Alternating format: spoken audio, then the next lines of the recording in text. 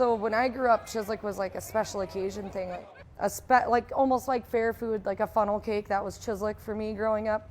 And then once I started dating my husband in Menno, they have chislic everywhere. They grill out their own chislic because his family used to raise sheep, so chislic kind of became more of a normal thing.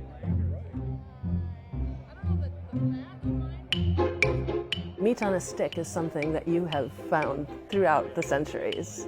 It has generally been a food of the nomadic cultures. You know, you skewer your meat on a spear and you cook it over fire. As near as I can tell, the appearance of chislic on the scenes, I would liken it to, you know, when you drop a pebble into a pond and you see that ripple effect. My guess is that it was just a few or one person that introduced chislic to his neighbors. This area of southeast South Dakota was settled by the Germans from Russia. People around here came in the 1870s, early 1880s. Chislic has been something that has been served in our local eating establishments since, you know, early 1900s. So it's definitely something here that people know about and people like to have. Let's go back a bit to the 1700s for a very abbreviated review of world history. The 1700s were pretty tumultuous in Germany, and there were wars and economic hardships and a lot of religious persecution and such. So they ended up finding refuge and freedom to live the way they wanted to in Russia. Catherine the Great, a German-born princess, ruled Russia and welcomed settlers to what we know as the Crimea region, where they lived peacefully for about a century. John Haworth, a carpenter of German-Russian heritage, is given credit as the person who introduced chislic to Dakota Territory. He was part of the Heilbronn community, which was made up of several villages. In this part of the world, cooked skewered meat is called shashlik, and that comes from the neighboring Caucasus region.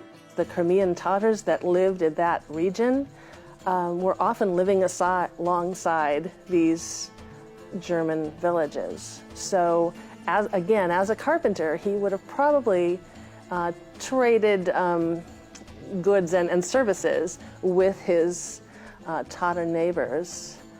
Shashlik is a neighborly type of thing. You know, if somebody is there, they are very willing to feed you and treat you to these things.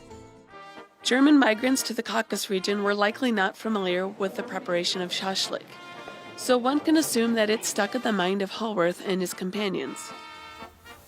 They grill their meat on coals. Traditionally there it is lamb, because these were often Muslims that were cooking it. It depended on the area and availability to resources, but oftentimes they marinated their lamb. And then when they serve it, they have flatbread and they pull it off of those spears with the flatbread. And you have to think of somebody with a heavy German accent saying shashlik or shishlik. You can see where over time, once they actually got around to writing it down, it was written down as chislic. By now you can see that the South Dakota state nosh did not come directly from Eurasia to the area that is referred to as the Chislic Circle. First, the Tsars after Catherine the Great didn't share the same affinity for Germany. So began the migration of many German Russians to America, and finally to Dakota Territory. Eventually, John Haworth came with his family and set up shop as a carpenter in the area of Freeman and Menno. No one is quite sure how the story goes, but can speculate that perhaps the Haworths had some friends to share dinner with. Maybe John remembered an amazing meal that he enjoyed on a job in the homeland and jumped off from there. You had no trees. It was just prairie grass. So making coals and grilling something really is probably not an option. So it only makes sense that these resourceful Germans would look at the resources they had. They often had a variety of animals, as the early farms did. So they had sheep and they needed to butcher them and cook it up. It made sense. They would use the oil from the lard of the sheep and they would deep fat fry that chislic as it became known. Additional modifications are apparent. Skewers replace spears, and saltine crackers are a modern-day flatbread. Like the first immigrants to the area adapting and introducing this new culinary technique, there is a ripple effect still in play, and the practice continues to evolve. So chislic is sheep. Around here, we call beef chislic steak tips. Like you can go out to the hills and chislic is different out there than what it is here. People tweaked it and used what they had. And even if you go to Russia now, you're not going to find everybody there using lamb. Same here. You know, people aren't necessarily having as many sheep available to them.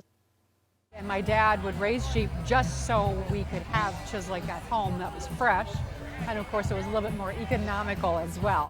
I've had marinated chislic that's awesome. I've had smoked chislic that's been awesome. There's controversy on if it's better fried or grilled. I like it fried better.